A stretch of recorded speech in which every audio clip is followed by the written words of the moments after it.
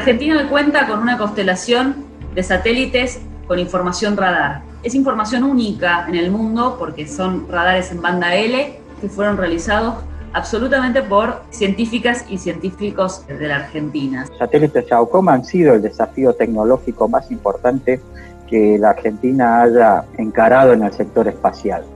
Para la Argentina es soberanía tecnológica aplicada a la ciencia, ¿no? Nos da independencia, nosotros podemos planificar lo que necesitamos de este satélite. Fue un gran proyecto nacional.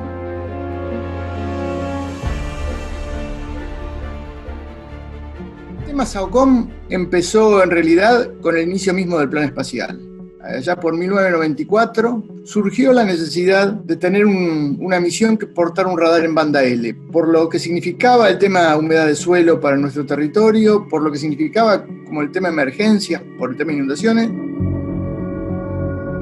El SAOCOM 1B completa la constelación de SAOCOM y por otro lado completa el SIASG, que es el Sistema Italo-Argentino de Satélites para Gestión de Emergencias. No hay ninguna otra constelación en el mundo que sea capaz de brindar información combinada de dos satélites SAR que operan en bandas distintas.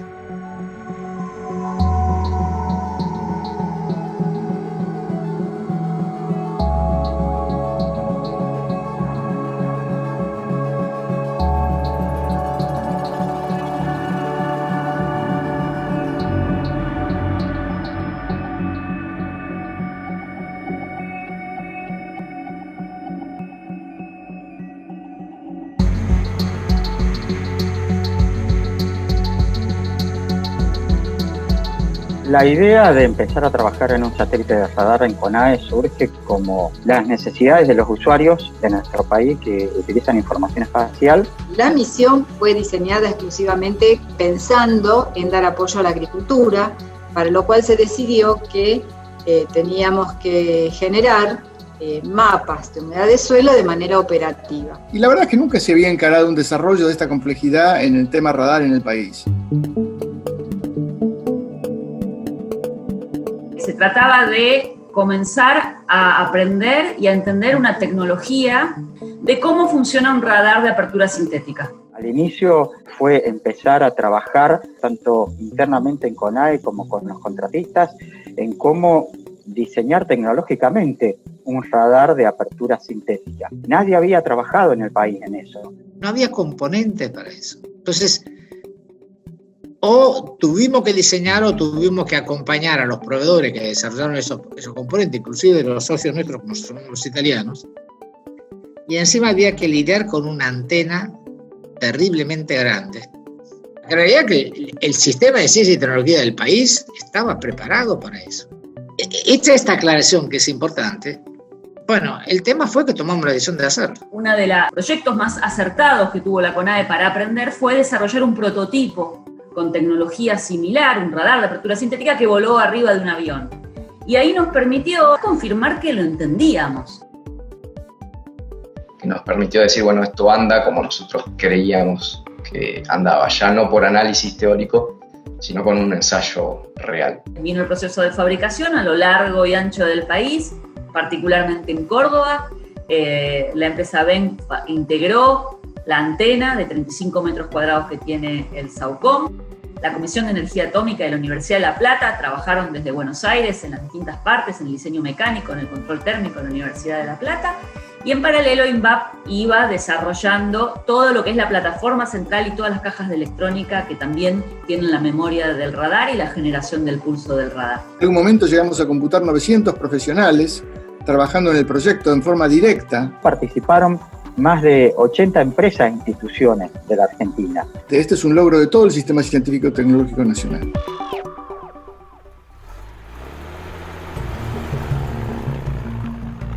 SAOCOM 1B fue trasladado en febrero del 2020 a su base de lanzamiento en Florida.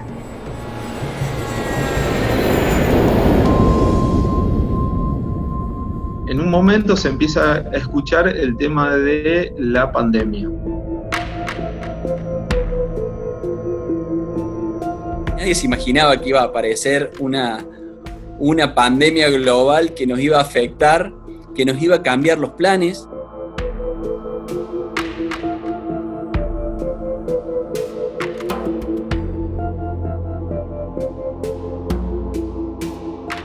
lanzamiento estaba previsto para el 30 de marzo y se decidió suspender el lanzamiento. Nosotros estábamos en Florida a 7 días de lanzar. Al satélite lo tuvimos que dejar encapsulado y alrededor se le pone toda una estructura como rejas de metal. Y esa fue la última visión que tuve y ahí agachando la cabeza con todo el equipo nos tuvimos que volver. Durante todos esos meses nos preparamos para lanzar en pandemia. ¿Y qué hicimos? Cada uno se quedó donde estaba. Estuvimos en Córdoba, en Buenos Aires, en Bariloche. Trabajamos muchísimo en la infraestructura de comunicaciones. Desde el Centro de Control de Emisión, desde acá, desde Córdoba, hay un grupo del equipo que no se ve con el otro grupo del equipo desde 2 meses o 3 meses antes de lanzar. Estamos separados por un vidrio para no tener ninguna situación de contactos estrechos que nos obligue a mandar a todo el equipo a cuarentena. Así pasaron los meses y desde la dirección de CONAE, de las gerencias, nos dicen hay que ir a lanzar el satélite. Viajamos a Estados Unidos, o sea, con todos los protocolos. En ese momento hay que recordar que todavía la cuarentena era mucho más estricta, el tema de dejar cada uno de nosotros a nuestras familias. Cuando nos encontramos todos en Ezeiza, aparte todos con barbijo y toda esa cuestión, me acuerdo que le decía a todos bienvenido a esta locura, porque básicamente era una locura y lo tomamos de esa manera, con sonrisa. Todo venía bien al principio, pero el satélite que lanzaba SpaceX antes de nosotros atrasó una semana. Lo que pasaba después era que entraba en la zona de lanzamiento un satélite que tenía prioridad por sobre todo, y nuestro lanzamiento no estaba permitido mientras ese satélite estuviese cerca. Imagínense, de estar a 3 días de lanzar un satélite y de golpe te digan, che, no vas a lanzar, pero no es que no vas a lanzar dentro de 3 días, sino que no vas a lanzar dentro de 33 días. Eso fue devastador. Y encima, cuando hacemos los cálculos de cuándo sería la primera oportunidad de lanzamiento, era el pico de tormentas eléctricas en la zona de Cabo Cañaveral. A medida que uno va entrando más en agosto, la época de huracanes en la Florida es muy intensa y entonces ya era otro condimento más. Ya llegando a la fecha, el lanzamiento del satélite que nos bloqueaba falló. Yo no dormí esa noche. Y al otro día nos vamos de nuevo a tener una reunión con la gente de SpaceX y vienen y nos dicen que el 30 de agosto hay una oportunidad de lanzamiento porque los vientos, en vez de empujarnos para el lado de esta carga útil que era este satélite que complicaba todo, nos empujaban para el océano. Y eso hacía que baje drásticamente el riesgo de que las esquirlas de nuestro lanzador cayeran arriba de este satélite súper prioritario para Estados Unidos. Pero había una alta probabilidad de tormentas eléctricas.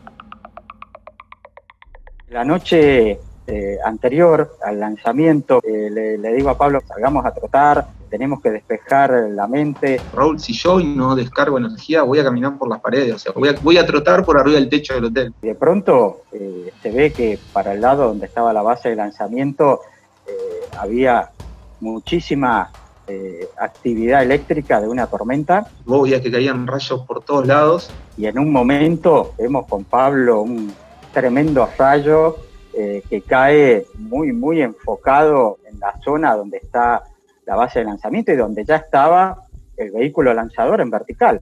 Y nos miramos con Pablo y dijimos, ups. Esto cayó allá, donde está el pad. Lo vi porque uno ya sabía dónde estaba el pad. Al otro día, el 30 de agosto a las 6 de la mañana, recibo un mail de SpaceX reportándome que un rayo de consideraciones importantes había caído aproximadamente a 700 metros del cohete, de nuestro satélite. Arrancamos la mañana diciendo, bueno, hay que verificar que el satélite esté bien. En el medio, la gente de Córdoba nos reporta de que por un corte masivo mundial no teníamos estaciones terrestres. Había un corte internacional de internet, que no era algo que nosotros controlamos, o sea, necesitamos estar conectados al resto de las estaciones del mundo para poder traquear el satélite y para poder hacer la determinación de dónde está el satélite en las primeras órbitas. Era un no-go. Por último, me llaman del centro de Cabo Cañaveral, donde estaban los chicos de INVA con el satélite, que me dicen: Pablo, tenemos problema de comunicación con todo. A 6 horas del único día que teníamos para lanzar nuestro satélite, me confirman de que el satélite está bien. 10 minutos después, me confirman desde Córdoba que teníamos estaciones terrenas nuevamente. El único problema es que seguíamos todavía con un solo canal de comunicación, el otro había volado completamente. Bueno, ahí tuvimos unas 2 horas de paz hasta que nuevamente nos confirman de que había unas 4 tormentas que se estaban aproximando y que eso iba a caer más o menos y aproximadamente 1 hora antes del lanzamiento.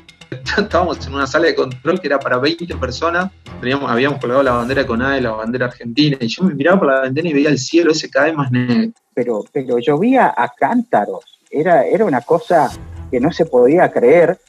1 hora antes no teníamos el luz verde como para lanzar. Hay un monitor donde hay un montón de banderitas y estaban todas en rojo prácticamente. El lanzamiento tenía que ser a cierta hora y solo a esa hora, no podía ser ni un minuto después ni un minuto antes. Y en un momento, faltando media hora, empieza a ponerse un cartelito en verde, todo verde, verde, verde, verde, verde, y en su efecto nos quedan 2 rojos. A lo último se pone otra verde más, y 3 minutos con 50 segundos antes, prácticamente se abrieron las nubes para que lancemos el cohete. Esa bandera se pone en verde, y ahí se da el go for launch. 3, 2, 1, 0. Ignition. And liftoff of Falcon's first East Coast Polar launch, Ola, Argentina. Así que fue un día de lanzamiento digno a lo que habríamos vivido en toda la campaña. Sufriendo hasta el último minuto, pero después con una explosión de alegría inconmensurable. Creo que pocas veces en mi vida sentí tanta sensación de alivio. La verdad, una alegría tremenda después de todo ese esfuerzo. Y bueno, así nos fuimos a descansar. Que la pandemia nos hizo festejar de una forma muy particular. Lloramos, nos reímos y nos fuimos todo al hotel. Obviamente, a festejar 13 personas, manteniendo distancia social, pero festejando en fin. Y eso era el equipo.